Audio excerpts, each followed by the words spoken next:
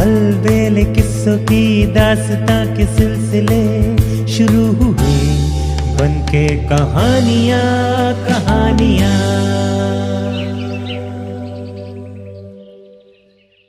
आइए सुनते हैं आज की कहानी, मैं जीत गया पापा। जानकी भाई हाई स्कूल महाराज के स्कूल के खेल के मैदान में उस दिन दर्शक टूट पड़े थे। स्कूल के विद्यार्थी और अध्यापक तो उत्साहित थे ही, पूरे महाराजपुर में ही एक अजब सी सनसनी और उत्तेजना थी। आज जानकी भाई हाई स्कूल की फुटबॉल टीम का शहर के आदर्श मॉडल स्कूल के बच्चों के साथ मैच जो होना था। आदर्श मॉडल हाई स्कूल की फुटबॉल टीम का दूर दूर तक नाम था। पिछले 4-5 वर्षों में शायद ही कोई मैच वो हारी हो। पर इधर जानकी बाई स्कूल के बच्चों ने अपनी पुरानी टीम में जान डाल दी थी। उसके खिलाड़ियों ने खूब प्रैक्टिस की थी। प्रिंसिपल श्यामा कांत जी बहुत खुश थे और ये देखकर कि बच्चों में खूब उत्साह है, वे बार बार ये दोहराते थे कि बच्चों, मुझे उम्मीद है कि तुम लोग एक नया इतिहास रच डालोगे। जानकी बाई हाई स्कूल की फुटबॉल टीम अब अजय कहलाएगी। और सचमुच जानकी बाई हाई स्कूल के बच्चों ने इधर एक एक कर कई मैच लगातार जीते थे और पिछले 6 महीनों में तो उन्होंने सचमुच इतिहास बदलकर दिखा दिया। शायद ही कोई मैच हो जिसमें जानकी बाई टीम के उत्साही बच्चे हारे हों। यहां तक कि एक बार स्कूल के बच्चों और अध्यापकों के बीच में मैच हुआ था और उसमें बच्चों ने इतना बढ़िया खेल का प्रदर्शन किया था कि अध्यापक हैरान रह गए। शुरू में देखकर लगता था कि बच्चे हारेंगे, भला उम्र में इतने बड़े और होशियार अध्यापकों के आगे वे कैसे टिकेंगे। पर टीम के कप्तान सुनील और उस टीम के दबंग खिलाड़ी नितिन, जस्सू और बिल्लू ने इस चुनौती का इतना डटकर मुकाबला किया कि सामने वाली टीम के पसीने छूट गए और दर्शकों की तालियों ने समा बांध दिया। तब हारे हुए अध्यापकों ने अपने विजेता शिष्यों को आशीर्वाद दिया, विजयी भव। टीम के होनहार खिलाड़ियों में जस्सू स्कूल के चपरासी मेवालाल का बेटा था, पर वो उनमें सबसे आगे था। पर उसमें खेल कूद की इतनी लगन थी कि उसे देखकर सुनील चकराया। उसने अपनी टीम के बाकी खिलाड़ियों से पूछा और फिर झटपट जस्सू को टीम में ले लिया। जस्सू शुरू से ही तेज था, पर बाद में तो उसके खेल में इतना निखार आया कि कई बार कप्तान सुनील से उसने ज्यादा गोल किए और ऐसे हालत में गोल किए कि कोई कल्पना भी नहीं कर सकता था। लिहाजा दर्शकों की उसे खूब वाहवाही और तालियां मिली। इस बार लोग उत्सुकता से देखने पहुंचे थे कि आखिर मैच में कौन सी टीम जीतेगी। जानकी बाई हाई स्कूल के बच्चों ने इस बार खासी तैयारी की थी और छोटी से छोटी बात पर विचार विमर्श किया था। वे पूरी रणनीति बनाकर खेल के मैदान में उतरे थे और एड़ी से चोटी तक का जोर लगाकर ये मैच हर हाल में जीत लेना चाहते थे। साथ ही इधर सुनील और जस्सू के खेल में भी खासा सुधार हुआ था। दोनों ने खूब कमाल दिखाया, पर जाने क्यों जस्सू के आगे सुनील कुछ फीका पड़ जाता था। जस्सू में मैच जीतने का जो जोश और फुर्ती थी, सुनील में वो न थी। लिहाजा सुनील ने जब जब गोल करना चाहा, उसका निशाना चूका, लेकिन जस्सू हर बार कामयाब हुआ। एक के बाद एक उसने 3 गोल ठोक दिए। दर्शकों ने खूब तालियां बजाकर उसका स्वागत किया। लग रहा था महाराजपुर के दर्शकों ने ऐसा फुटबॉल खिलाड़ी कभी देखा ही नहीं। पर इस पर सुनील के पापा श्रीवास्तव साहब, जो शहर के कपड़ा मिल के मैनेजर थे, जाने क्यों कुछ चिढ़ गए। बड़े हो या छोटे, सभी जस्सू के गोल करने पर जोश में भरकर तालियां बजा रहे थे। पर श्रीवास्तव साहब के हाथ एक बार भी नहीं उठे, बल्कि उनका चेहरा मानो सफेद हो गया था। घर आकर उन्होंने सुनील को बुलाया, कहा, मैंने तुम्हें कहा था ना, इस चपरासी के बेटे को ज्यादा लिफ्ट मत दो, पर तुम नहीं माने और आज देख लो। सुनील हक्का बक्का, वो समझ नहीं पाया कि पापा कहना क्या चाहते हैं। उसे तो लगा था कि उसकी टीम जीती है तो पापा खुश होकर उसकी तारीफ करेंगे। पर मैंने प्रिंसिपल श्यामाकांत से जी से कहा है कि वे उसे स्कूल से निकाल दें। ऐसे गंदे बच्चे को मैं बिल्कुल पसंद नहीं करता, जो इतना घमंडी और खुदगर्ज हो। हर बार तुमसे बॉल छीनकर उसने आगे बढ़ाकर गोल किया, हर बार, ताकि कहते कहते सुनील के पापा का चेहरा मारे क्रोध के लाल हो गया। नहीं पापा, ऐसा तो नहीं। सुनील हक्का बक्का था और पापा की बातें उसे अजीब लग रही थी।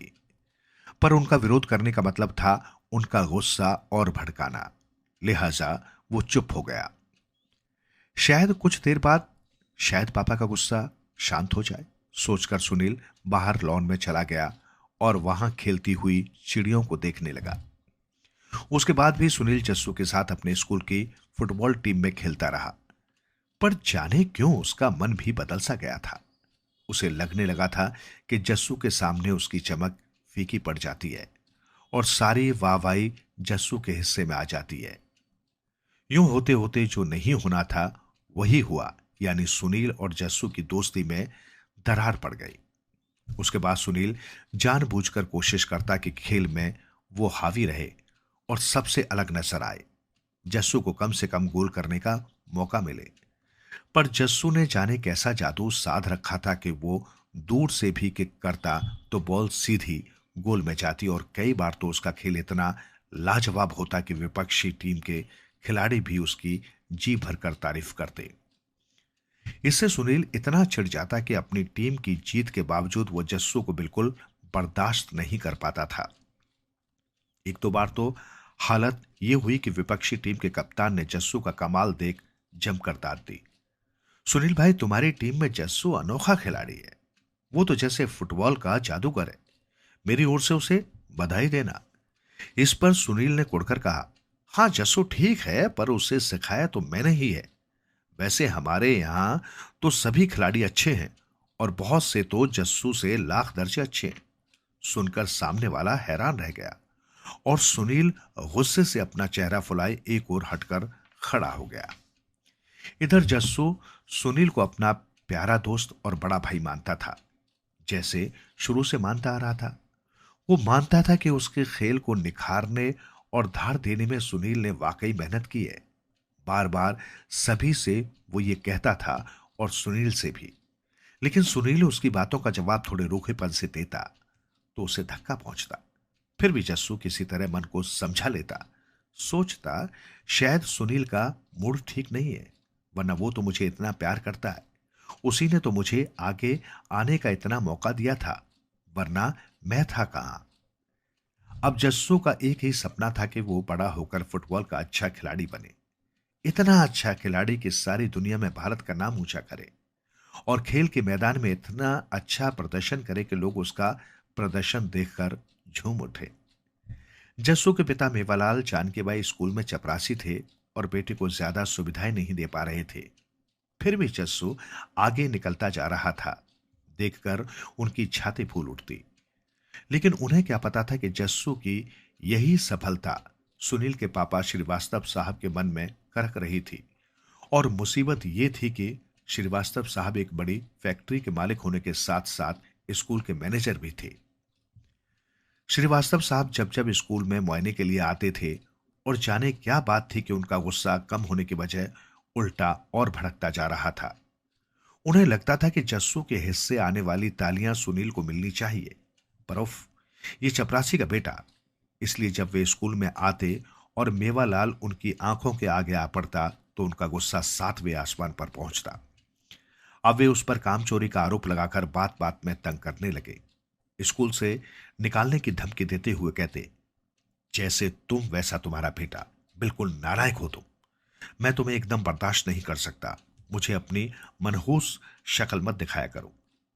इससे मेवालाल ये तो समझ ही गए थे कि श्रीवास्तव साहब उसके बेटे की तरक्की से परेशान हैं और वही गुस्सा उलटकर अब उस पर उतार रहे हैं। पर वो सोचता, भला मैं क्या करूं? क्या जस्सू से कहूं कि वो जानबूझकर पीछे रहा करे, फुटबॉल सामने आए तो भी किक न करे और गोल हरगिज न करे। एक बार तो मेवालाल ने सोच ही लिया था कि वो जस्सू से कहे कि वो फुटबॉल छोड़कर कोई और खेल खेलना शुरू कर दे, पर फिर उसके मन ने उसे धिक्कारा। अरे मैं कैसा पिता हूं? पिता का काम बेटे के आगे दीवार खड़ी करना है या उसके लिए रास्ता बनाना है? मैं भला उसकी मुश्किलें क्यों बढ़ाऊं, उसके रास्ते में रोड़े क्यों अटकाऊं? पर श्रीवास्तव साहब लगातार अपनी कोशिशों में जुटे रहे। उन्होंने प्रिंसिपल पर दबाव बढ़ाना शुरू किया कि वो मेवालाल को नौकरी से हटा दे या फिर कम से कम जस्सू को ही स्कूल से निकाल दे। प्रिंसिपल मेवालाल को भी चाहते थे और जस्सू को तो जी जान से प्यार करते थे। वे जानते थे न मेवालाल का कसूर है और न जस्सू का, बल्कि जस्सू ने तो जानकी बाई हाई स्कूल के यश में चार चांद ही लगाए।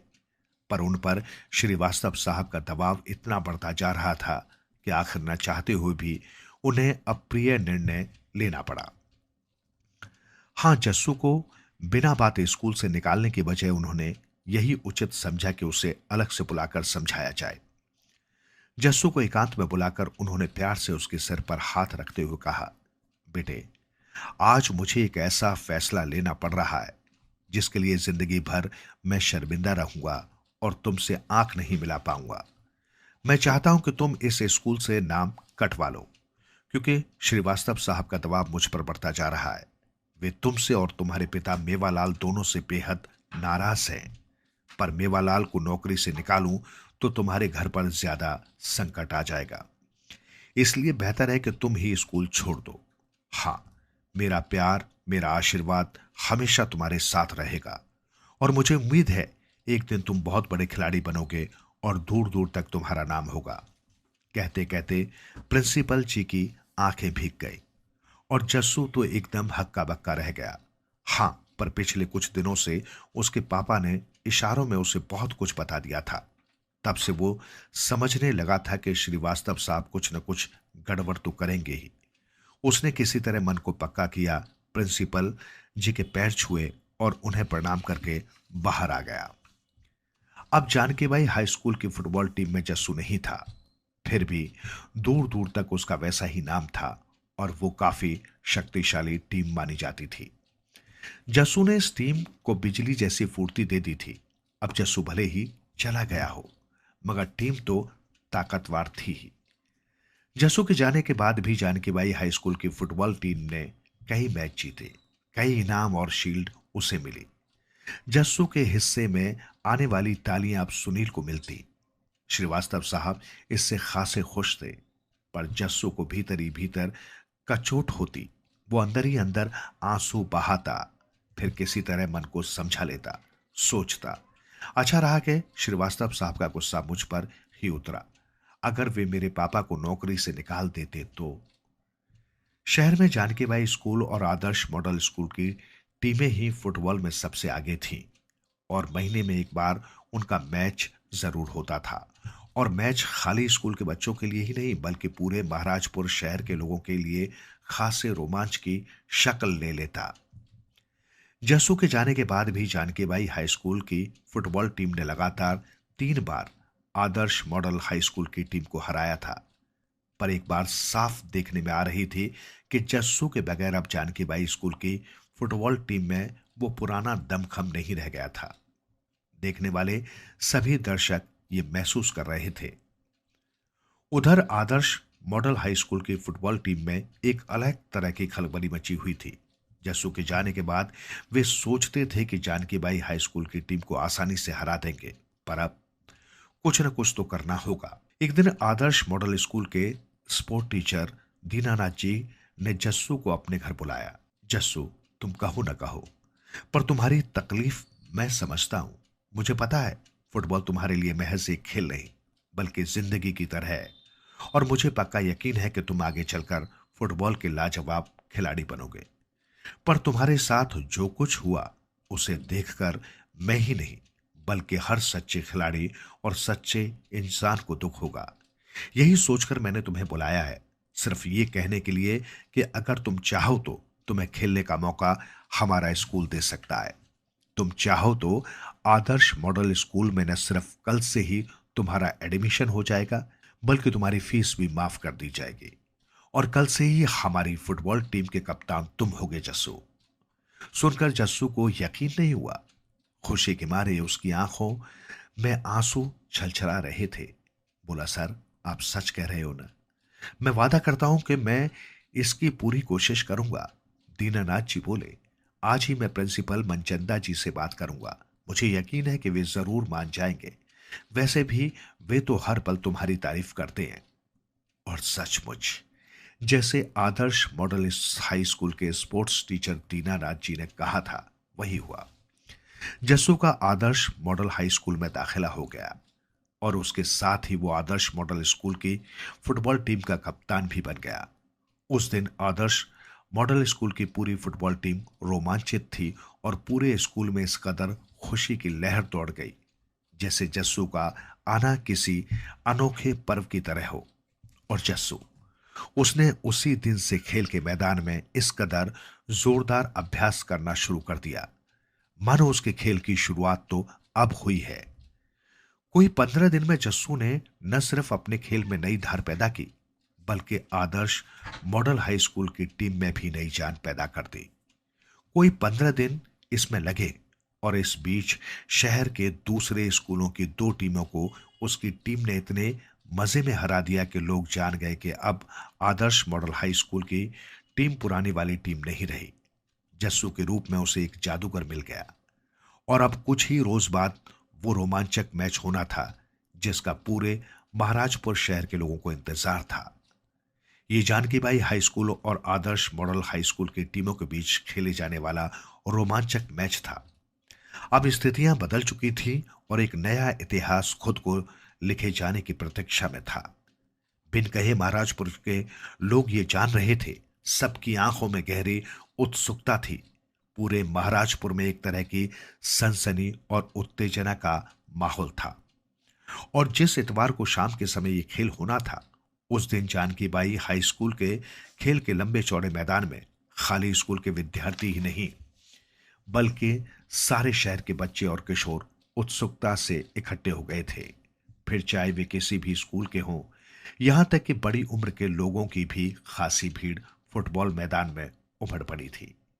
जिनकी फुटबॉल के खेल में दिलचस्पी थी वे तो आए ही थे, पर जिनका ज्यादा दिलचस्पी नहीं थी वे जस्सू का खेल या उसकी एक झलक देखने आए थे। भला कौन ऐसा खिलाड़ी है जिसने रातों रात एक इतिहास बदल दिया।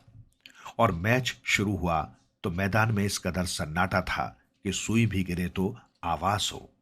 सबकी आंखों में गहरी उत्सुकता थी। शुरू में जानकी बाई हाई स्कूल की टीम ने थोड़ा आक्रामक अंदाज में खेलने की कोशिश की, पर जल्दी ही उनका जोश ठंडा हो गया। जब आदर्श मॉडल हाई स्कूल की टीम ने खेल शुरू होने के 5-7 मिनट के अंदर ही लगातार 2 गोल कर दिए और ये दोनों गोल जस्सू ने किए थे। जस्सू को अपने सामने देखकर सुनील का चेहरा उतर गया था और जितना जितना वो अच्छा खेलने की कोशिश करता उतना ही उसके हाथ पैर कांपने लगते और वो निशाना चूक जाता। बिल्कुल गोल के पास पहुंचकर भी वो गोल नहीं कर पा रहा था और जस्सू की टीम सहजता से गोल किए जा रही थी। देखते ही देखते 2 गोल और हो गए तो जानकी बाई स्कूल के खिलाड़ियों की हालत खराब होने लगी।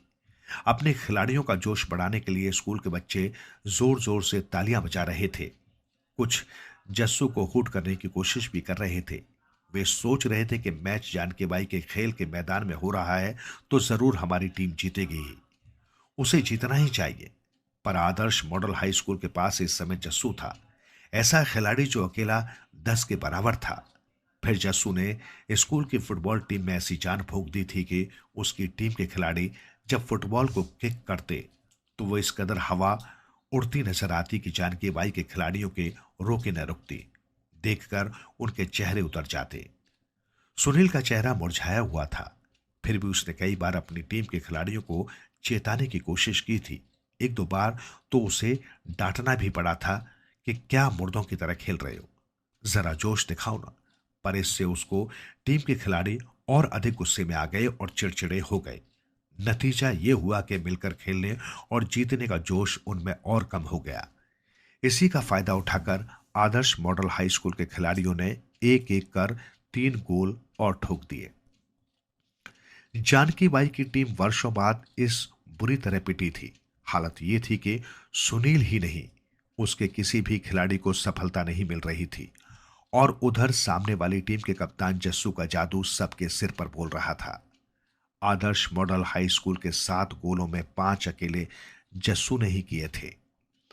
सुनील ने देखा तो उसकी हालत खराब हो गई, दिमाग चकराने लगा। अंत में उसे लगा कि उसकी आंखों के सामने अंधकार छा गया है। थोड़ी देर में उसे चक्कर आया और वो वहीं गिर गया। सुनील के गिरते ही हड़कंप सा मच गया। जानकी बाई स्कूल की टीम के खिलाड़ियों ने मौके का फायदा उठाया और जोर जोर से चिल्लाकर कहना शुरू किया। जस्सू ने सुनील को धक्का देकर गिरा दिया। जस्सू को मैदान से बाहर निकालो। पर इतने में ही जानकी बाई स्कूल के प्रिंसिपल श्यामलाल कांत मैदान में आकर बोले, मैंने खुद देखा है, जस्सू सुनील से काफी दूर था, फिर उसने भला धक्का कैसे दे दिया। इतने में सुनील को होश आ गया। पानी पीकर थोड़ी ताकत आई। उसे भी शोर सुनाई पड़ा। सुनकर बोला, नहीं, मुझे किसी ने नहीं कराया। जस्सू का कोई कसूर नहीं है, मैं ठीक हूं। खेल रुकेगा नहीं, आगे चलेगा। और सुनील ने थोड़ा पानी पीकर सुस्ताने के बाद फिर खेलना शुरू किया। इस बार सुनील थोड़ा संभल कर खेला। टीम के खिलाड़ियों ने भी हिम्मत दिखाई, पर बाजी उनके हाथों से निकल चुकी थी। खेल पूरा होते होते आदर्श मॉडल स्कूल की टीम के पूरे 9 गोल हो चुके थे और सुनील की टीम एक भी गोल करने में कामयाब नहीं हो पाई थी। दर्शकों ने तालियां बजा बजाकर और झूम झूम कर जस्सू को बधाइयां दी, पर जस्सू का कहना था, हमारे सब खिलाड़ी बहुत अच्छे खेले और कई तो मुझसे भी अच्छा खेले। बधाई खाली मुझे नहीं, पूरी टीम को दीजिए। यहां तक कि उसने सुनील के खेल की भी जमकर तारीफ की। बोला, जानकी बाई की टीम भी अच्छा खेली, पर हमने टीम भावना और जीतने का जोश ज्यादा था, इसलिए हम जीते। देखते ही देखते जस्सू के साथियों ने इकट्ठे होकर उसे सिर पर उठा लिया और जुलूस बनाकर जस्सू जिंदाबाद के नारों के साथ आगे चल पड़े। तभी जस्सू को दूर एक पेड़ के नीचे खड़े अपने पापा दिखाई दिए। वे संकोच के मारे पास नहीं आए थे और दूर से ही बेटे के खेल का पूरा आनंद ले रहे थे। पापा को देखते ही जस्सू को जाने क्या हुआ कि वो तेजी से उछला और दौड़ते हुए पापा पापा चिल्लाते हुए उनके पास जा पहुंचा। पापा के पास जाते ही उनके पैर छूकर बोला, पापा पापा मैं जीत गया पापा, आपका जस्सू जीत गया। अब उसे कोई पहले की तरह स्कूल से नहीं निकाल सकता। हाँ बेटा। मेवालाल के मुंह से ये शब्द निकले तो साथ ही उनकी आंखों से 2 बूंद आंसू भी निकल पड़े। ये खुशी के आंसू थे। थोड़ी देर में बच्चों का एक बड़ा काफिला जुलूस की शक्ल में जस्सू को कंधे पर उठाए पूरे महानगर की गलियों और सड़कों पर घूम रहा था। सुनील के पापा श्रीवास्तव साहब ने अपने घर की छत से जस्सू और उसके जुलूस को देखा तो उनका चेहरा स्याह पड़ गया, जिसे वे कल तक चपरासी का बेटा कहकर धिक्कारते थे। आज देखते ही देखते वो पूरे शहर का हीरो बन गया था। आइए सुनते हैं आज की कहानी तेजी मोला। तेजी मोला को अपने पैदा होने से पहले से ही बहुत परेशानियां उठानी पड़ी थी और उसके बाद भी उसे जीवन में कई कठिनाइयों का सामना करना पड़ा। तेजी मोला के जन्म लेने से 3 हफ्ते पहले उसकी मां नियोमोली ने इतने सारे संतरे, पके हुए आड़ू और इतने सारे चिकने बीज खा लिए थे कि उसे अपने बचपन में सुनी वे बातें याद आ गई थी। अगर आप गलती से बीज निगल जाते हो तो रातों रात एक पेड़ में तब्दील हो जाते हो। डर के मारे वो उस रात सो नहीं पाई और अजीब अजीब सपने उसे आते रहे कि वो अलग अलग तरह के पेड़ों में बदल गई है। सुबह उसने अपने पति धनीराम को सपनों के बारे में बताया। वो एक व्यापारी था और अक्सर काम के सिलसिले में बाहर रहता था। धनीराम ने उसे समझाया कि उसके सपनों का कोई मतलब नहीं है। यही नहीं, उसकी दाई अगुनी ने यह भी कहा कि उसे सपने में चुके हरे भरे आम और अन्य पेड़ दिखाई दिए हैं तो इसका अर्थ है कि वो एक स्वस्थ बच्चे को जन्म देगी और संतान सुख भोगेगी। पर अगहुनी की बात गलत साबित हुई और बच्ची को जन्म देते ही नियोमोली की मृत्यु हो गई। बच्ची की आवन नाल काटते हुए अगहुनी ने देखा कि वो छोटी नन्ही कलियों में बदल रही है। जब तक उसने बच्ची को नहलाया वे कलियां पूरी तरह पत्तियों का रूप ले चुकी थी। हालांकि उसने उन्हें एक एक कर चुनना शुरू कर दिया था, पर वे उसके शरीर के विभिन्न हिस्सों से किसी घास की तरह उगने लगी थी। जब तक नियोमोली की पलकों को उन पत्तियों ने ढका वो मर गई, क्योंकि पत्तियां द्वारा उसके शरीर से सारे रक्त को चूस लेने के कारण वो सांस नहीं ले पा रही थी। अगहुनी ने पूरी कोशिश करके उसके शरीर को साफ किया ताकि किसी को इस बारे में पता न चले और उसके बाद ही सबको बच्चे के जन्म की सूचना दी। उसने धनीराम से ये भी कहा कि क्योंकि वो न्यूमोली को अपनी बहन की तरह मानती थी, इसलिए जब तक तेजी मोला शादी के योग्य नहीं हो जाती और किसी योग्य वर से उसका विवाह नहीं हो जाता, वो उसकी देखभाल करना चाहेगी। असल में उसे डर था कि कहीं शिशु के शरीर में से भी पत्तियां न फूटने लगे और उसकी भी मृत्यु न हो जाए। धनीराम ने अपने घर के पिछवाड़े में उसके लिए एक घर बनवा दिया ताकि वो वहां रहते हुए बच्ची की देखभाल कर सके। वैसे भी उसका कोई रिश्तेदार नहीं था। तेजी मोला को सब प्यार से तेजी कहते थे। गांव वालों के जोर देने पर धनीराम ने दूसरा विवाह कर लिया ताकि तेजी को मां का प्यार मिल सके। इस बीच अगहुनी तेजी मोला के शरीर से कम 4 बार अलग अलग तरह की पत्तियां निकाल चुकी थी। ऐसा करने के लिए वो कभी उसे हल्दी का लेप लगाती तो कभी सोयाबीन का लेप, ताकि उसे पत्तियां खींचकर निकालनी न पड़े। इस तरह के लेप लगाए जाने की वजह से तेजी मोला के रंग में लगातार निखार आता जा रहा था और उसकी सौतेली माँ रमोला उससे देख जहां हैरान रह जाती, वहीं उसे जलन भी होती। उसका खुद का रंग काला था और तेजी मोला न सिर्फ सुंदर थी वरन उसकी आंखें भी एकदम अंडाकार थीं और पलकें घनी थीं। पर अगहुनी को हमेशा उसकी चिंता सताई रहती थी कि कहीं उसे भी कुछ न हो जाए। 2 हफ्ते पहले लाल गर्दन वाले हरे रंग के तोते ने धनीराम के घर पर, जब वो बाहर अपना सामान बेचने जाने के लिए सामान बांध रहा था, तब गीत गाया था। अगहुनी की सोते सोते ही मृत्यु हो गई। तोते ने ये गीत गाया था, जब तुम मुझे देखते हो तुम नाराज हो जाते हो। तुम्हारी बेटी एक खूबसूरत युवती बन गई है। तुम शहर से उसके लिए वर कब लेकर आओगे? तोते की आवाज बहुत ही कर्कश और तेज थी, जिसे सुनकर धनीराम को अपनी दूसरी पत्नी का ध्यान आ जाता, जो बहुत ही लड़ाकू किस्म की स्त्री थी। गांव में वो सबसे लड़ती रहती थी और तेजी मोला के साथ नौकरों की तरह व्यवहार करती थी। उसने तोते को देखकर एक ठंडी आह भरी और उसे आश्वासन दिया कि अगले 6 महीने की अपनी समुद्री यात्रा के दौरान वो अपनी बेटी के लिए उपयुक्त वर जरूर ढूंढ लेगा। पर रमोला के दिमाग में तो कोई और ही खुराफात चल रही थी। जैसे ही धनीराम अपनी यात्रा पर निकला, उसी रात रमोला ने अपने 3 बेटों के लिए स्वादिष्ट भोजन बनाया और तेजी मोला को खाने के लिए केवल बचे हुए चावल नमक के साथ खाने को दिए। वो दिन रात उससे घर के सारे काम करवाती और सोने के लिए एक बांस की चटाई दे देती। तेजी मोला खुशी खुशी सारे काम करती। जब भी उसे अपनी माँ की याद आती, वो रुआसी हो जाती। जिस रात धनीराम घर से निकला, तेजी की उंगली में एक छोटी सी हरी पत्ती उगाई, जिसे उसने तुरंत ही चंदन का लेप लगाकर हटा दिया, जिसके बारे में अगहुनी ने उसे बताया था। वो अक्सर अगहुनी को याद कर रोती, क्योंकि उसे तो माँ का प्यार उसी से मिला था। उसकी सबसे खास सहेली का विवाह तय हो गया था और जब उसने अपने सौतेली माँ से जाने की अनुमति मांगी तो तेजी मोला ये देखकर हैरान रह गई कि न सिर्फ उसे जाने की अनुमति दे दी, वरन अपनी माँ के सूती कपड़े मांगने पर उसने उसे अपने महंगे रेशमी कपड़े भी पहनने को दिए। उसे हिचकिचाते देख रमोला ने कहा, तुम नए डिजाइन के कपड़े पहनो और अपने इन वस्त्रों के नीचे ब्लाउज भी पहनो, इससे तुम और सुंदर लगोगी। मैं तो अब ऐसे कपड़े नहीं पहन सकती क्योंकि अब मैं बूढ़ी हो रही हूं, लेकिन तुम्हें ऐसे ही कपड़े पहनने चाहिए। अपनी सहेली के विवाह में तुम खूब सज कर जाओ, पर क्या तुम अकेली वहां जा सकोगी?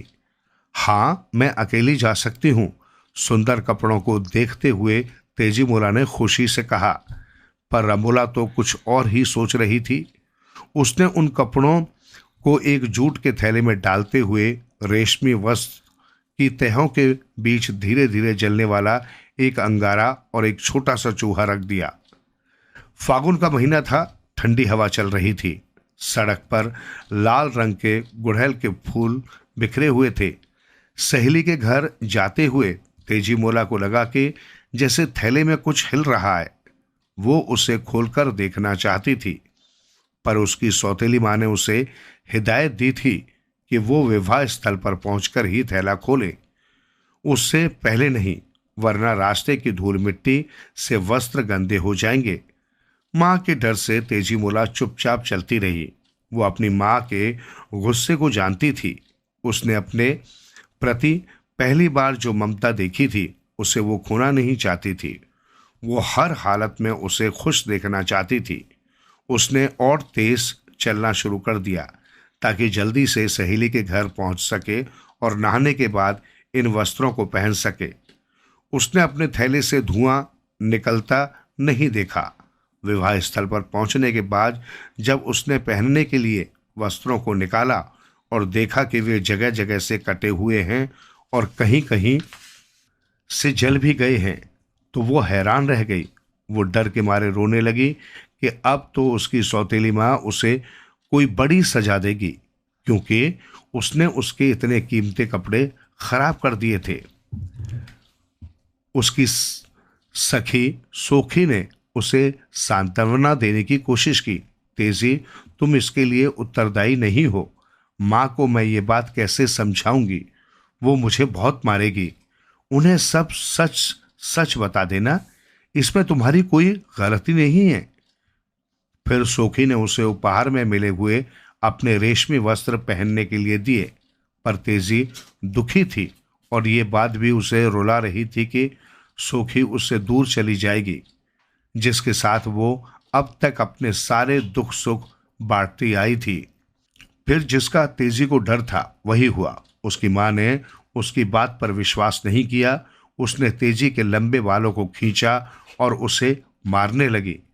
सजा के रूप में उसने तेजी से भीगे हुए चावलों को पीसने के लिए कहा।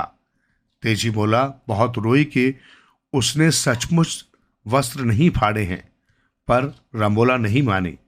वो तो कब से तेजी को मारना चाहती थी और अब इस सुनहरे अवसर को वो गंवाना नहीं चाहती थी, खासकर जब उसके पिता भी घर पर नहीं थे। उसने चावल पीस रही तेजी मोला के दाएं हाथ को ही चावल के साथ पीसना शुरू कर दिया और उससे कहा कि अब वो पीसने के लिए अपने बाएं हाथ का इस्तेमाल करे। तेजी मोला रोते रोते बोली, माँ, तुमने मेरे दोनों हाथों को आहत कर दिया है, मुझे जाने दो। रमोला ने उससे कहा कि वो अपने सिर से चावल पीसे और फिर लकड़ी के डंडे से उसका सिर ही तोड़ दिया। रमोला ने उसके शव को पिछवाड़े में दबा दिया। जैसे ही रमोला वहां से हटी, तेजी मोला का मांस धीरे धीरे फूटकर कद्दू की एक बेल में बदल गया। उसकी वाहिकाओं ने मिट्टी से रक्त चूस लिया और उससे पौधे का पोषण होने लगा। पत्तियां, टहनियों और जड़ों ने तेजी मोला की आत्मा को सुरक्षित रखा। दोपहर में जब ठंडी हवा बह रही होती तो पिछवाड़े में खड़ा कद्दू का पौधा गीत गाता और अपने फूलों की खुशबू बिखेरता रहता। लोगों को इसमें कुछ भी अजीब नहीं लगता था, क्योंकि ऐसी ठंडी दोपहर में अक्सर हवा में ऐसे गीत बहते थे, खासकर जब अपनी मादा कबूतर को लुभाने के लिए नर कबूतर गुटरगू करते थे। बेल वाले पौधे द्वारा गाए जाने वाला गीत बहुत ही मधुर होता था। लगता था कि कहीं बहुत दूर कोई स्त्री गा रही है। जब पड़ोसियों ने तेजी मोला के बारे में पूछा तो रमोला ने कहा कि वो अपनी सहेली के घर गई है, कुछ महीनों बाद वापस आ जाएगी। अपने अपराध बोध की वजह से शायद रमोला पिछवाड़े में जाती ही नहीं थी। एक दिन एक दुबली पतली स्त्री उससे भीख मांगने आई और कद्दू की मांग की। रमोला उसकी बात सुन हैरान रह गई। वो उस पर चिल्लाई, तुम बेवकूफ़ हो क्या? मैंने तो हफ्तों से कद्दू नहीं पकाया है, यहाँ तक कि रोहू मछली के साथ खाने के लिए भी नहीं। मैंने अपने बेटे को आज ही बाजार भेजा है कि वो कहीं से अच्छा कद्दू ले आए, पर तुमने कहाँ से मेरे घर में कद्दू देख लिया? मैं झूठ नहीं बोल रही हूँ। आप इस घर की मालकिन हैं और अगर आप मुझे कद्दू नहीं देना चाहती हैं तो कोई बात नहीं। उसने बहुत सम्मान से रमोला के सामने अपनी बात रखी। स्त्री जाने को मुड़ी। रमोला हैरानी से बोली, मुझे नहीं पता कि तुमने कद्दू कहाँ देखा है, पर अगर ऐसा है तो खुद ही जाकर ले लो। कुछ क्षण बाद वो स्त्री चिल्लाती और रोती हुई वापस आई और बेहोश हो गई। रमोला के तो जैसे होश ही उड़ गए। बड़बड़ाती हुई वो अंदर गई और पानी लाकर उस स्त्री पर छिड़का। क्या तुम ठीक हो? क्या हुआ? तुमने क्या देखा? होश आने पर स्त्री ने अपनी घबराई हुई नजरें चारों ओर घुमाई। वो अभी भी कांप रही थी और पसीने से तर थी। उस बेल में भूत है। वो कहती है कि वो तेजी मुला है और उसकी सौतेली माँ ने रेशमी वस्त्र खराब हो जाने की वजह से उसकी हत्या कर दी है। वो कौन है? ये सुन रमोला बरामदे में इधर उधर चक्कर काटने लगी। उसे डर लग रहा था क्योंकि पड़ोसी अक्सर उससे पूछते ही रहते थे कि तेजी मुला अभी तक वापस क्यों नहीं आई। अचानक उसके मन में एक विचार कौन था, आखिर वो एक बेल ही है, वो तो मर चुकी है। वो एक बड़ी सी कुल्हाड़ी लेकर पिछवाड़े में गई और बेल से सटकर खड़ी हो गई ताकि गाना सुन सके। उसने सुना कोई विवाह के समय गाए जाने वाले विदाई गीत गा रहा है। तुरंत उसने बेल के टुकड़े टुकड़े कर दिए। पौधे के कोमल बीज चारों ओर बिखर गए। उनका रस उसके सफेद कपड़ों पर पड़ा तो निशान बन गए। वो बुरी तरह से हाँफ रही थी और उसके माथे से पसीना बह रहा था। उस पौधे में 459 बड़े कद्दू लगे हुए थे। 92 अभी पूरी तरह से बने नहीं थे और उस पर 345 फूल थे जिन्हें वो एक एक करके चुनने लगी, पहले अकेले फिर अपने दोनों बेटों की सहायता से जो तब तक घर लौट आए थे। बड़ा बेटा जो कद्दू लेने गया था अभी तक नहीं लौटा था। उन तीनों ने मिलकर एक गहरा गड्ढा खोदकर उस पौधे को बगीचे के एक एकांत कोने में दबा दिया। इस बार जहां इस पौधे की पत्तियां, टहनियां, बीज, जड़ आदि दबाए गए थे, वहां पर गहरे लाल रंग के आलू बुखारे के फल जैसा पौधा उगाया। कुछ हफ्तों बाद गांव के कुछ गाय चराने वाले रमोला के पास पके हुए आलू बुखारे मांगने आए, पर उसने उनकी बात नहीं सुनी और नारियल कसने बैठ गई। तभी एक एक कर आलू बुखारे धरती पर गिरने लगे। एक आलू बुखारे के मुंह से गाढ़ा झाग निकलकर बहने लगा। एक आलू बुखारा वहां बैठकर किसी बच्चे की तरह रोने लगा। फिर उनमें से एक गाने लगा, अपने हाथ फैलाने की हिम्मत मत करना, मैं कोई आलू बुखारे का पेड़ नहीं हूं, मुझे तो रेशमी वस्त्रों की वजह से पीसकर यहां दबा दिया गया है। ये मैं हूं तेजी मोला। जब धनीराम गांव लौटा तब तक शरद ऋतु आ चुकी थी। पके धान के खेत सुनहरे लग रहे थे और एकदम स्वच्छ आकाश का स्वागत कर रहे थे, जिस पर सरसों के खेतों में खिले नन्हे पीले फूलों की तरह करोड़ों तारे टिमटिमा रहे थे। असम के एक सुदूर बसे गांव में उसकी मुलाकात एक व्यक्ति से हुई थी जो उसे अपनी बेटी के लिए उपयुक्त वर लगा था। मेहनती व बलिष्ठ कद काठी का वो आदमी बड़ों के पैर छूता था, अपनी बाकी बात सुनता था और अपनी दादी की सिलबट्टे पर चूना सहित पान पीसने में मदद करता था। उसमें कोई भी बुरी आदत नहीं थी। वो रोज नहाता था, इसलिए उसका शरीर चमकता रहता था। नाव धनीराम के गांव के करीब पहुंच रही थी। बहते पानी की आवाज पैदा हो रही थी जो किसी गीत की तरह लग रही थी। वो अपने साथ बहुत तरह का सामान लाया था। तभी उसकी नजर पानी में खिले कमल पर गई। ऐसा कमल उसने अपनी जिंदगी में कभी नहीं देखा था। वो बांस से बनी छतरी जितना बड़ा था। उसने कहा, इसे मैं अपनी बेटी के लिए तोड़ूंगा क्योंकि मेरी सुंदर बेटी इस तरह का फूल पाने की हकदार है।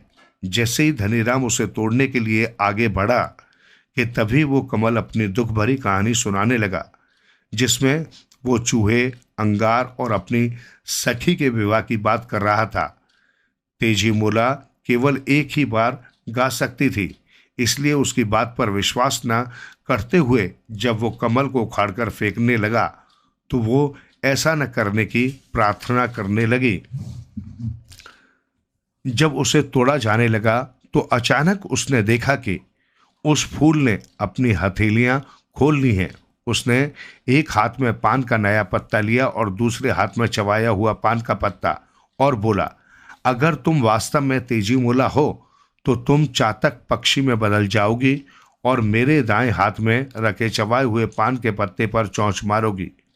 अगर तुम कोई भूत हो जो मुझे छलने की कोशिश कर रहा है तो तुम मेरे बाएं हाथ में रखे ताजे पान के पत्ते पर चोंच मारोगी। मेरे आदेश का पालन करने में दैवीय शक्तियां तुम्हारी मदद करेंगी। हवा अचानक बहते बहते रुक गई। ऐसा लगा कि कमल सांस ले रहा है। जब दोपहर को वो घर पहुंचा तो साथ में पिंजरे में एक चातक पक्षी भी उसके साथ था। रमोला ने उसके बारे में कोई जिज्ञासा नहीं दिखाई। धनीराम ने जब तेजीमोला के बारे में पूछा तो वो जोर जोर से रोने लगी और बोली कि जब वो अपनी सहेली के विवाह में गई थी तो वहीं से एक आदमी के साथ भाग गई। उसने शर्म के मारे ये बात किसी को नहीं बताई। उसके तीनों बेटों ने कहा कि उन्होंने तेजीमोला को जगह जगह ढूंढा पर वो कहीं नहीं मिली। ये सुन धनीराम एक लाल बॉर्डर वाला वस्त्र लेकर पिंजरे के पास गया और तेजीमोला से कहा, अब मैं तुम्हें आदेश देता हूं कि तुम अपने असली रूप में आ जाओ और इस वस्त्र को पहनो। धनीराम ने रमोला को उसके बेटों सहित घर से निकाल दिया। 1 महीने बाद गांव वाले ऐसी भव्य शादी में शामिल हुए जिसकी उन्होंने कभी कल्पना तक नहीं की थी। रमोला को उसके बाद किसी ने नहीं देखा। हालांकि गांव के बाहरी हिस्से में रहते हुए तीनों बेटे तेजीमोला के खिलाफ कोई न कोई षड्यंत्र रचते रहे पर कभी सफल नहीं हुए। तेजीमोला अपने पति के साथ सुखमय जीवन व्यतीत करती रही।